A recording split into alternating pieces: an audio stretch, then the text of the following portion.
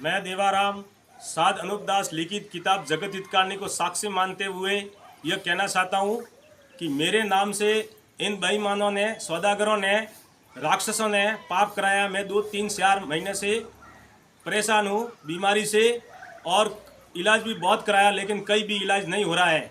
और किताब जगत हितकारिणी में ये लिखा भी है जो मैं पढ़ के सुना रहा हूँ।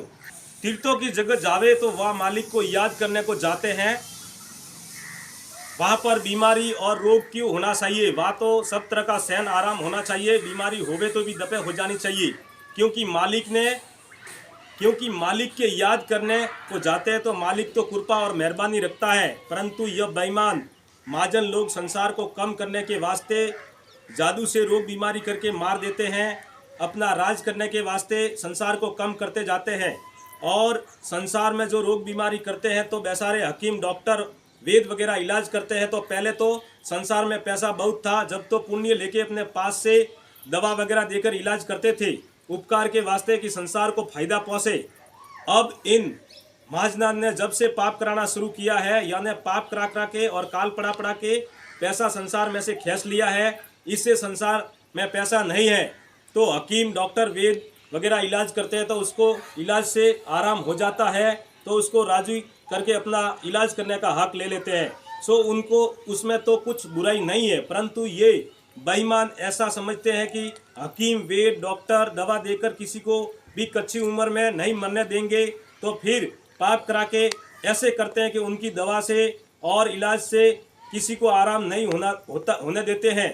और जब ये बेईमान सब देशों में मरी बीमारी डालते हैं तो फिर तो किसी को इलाज से आराम होने देते हैं कि जिनके नाम का पाप नहीं कराते हैं, वरना बहुत से लोगों को जादू से मार देते हैं।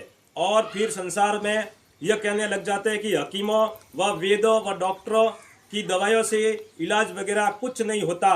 सो इस बात की हकीमों और डॉक्टरों को बिल्कुल खबर नहीं है कि जिन जिन दवाओं से पहले आराम होते थे अब क्यों नहीं होते हैं।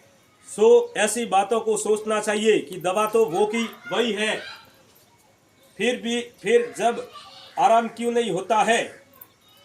परंतु यह महाजन लोग रावण के मुआफिक अपने राक्षसी पाप से दवा नहीं चलने देते हैं। सो ऐसे पाप की वजह से हकीमों और डॉक्टरों को बिल्कुल खबर नहीं है। ये दवाई ले लेके मैं परेशान हो गया हूँ, फिर भी इलाज नहीं हो रहा है। ये जगत हितकारिणी किताब सबूत है, क्योंकि संसार में इस जमाने में 125 बरस की उम्र सबकी है और मेरी भी उम्र 125 बरस की है। 125 बरस की उम्र से पहले अगर मेरी मौत हो जाती है तो जिसके जिम्मेदार हिंदुस्तान के सौदागर, महाजन, बनिए, बेईमान होंगे।